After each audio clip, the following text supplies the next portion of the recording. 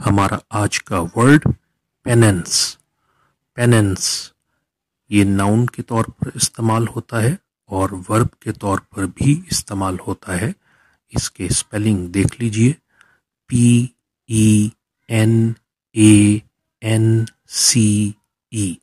Penance.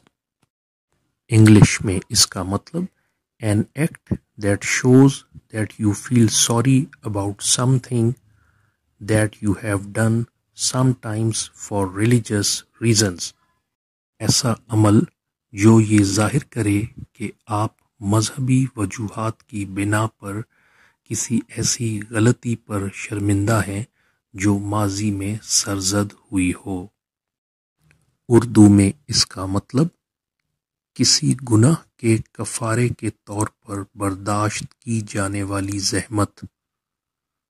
कफारा एतराफ़े गुनाह और अदाए कफारा की तकरीब। पादरी की आयद करदा सज़ा।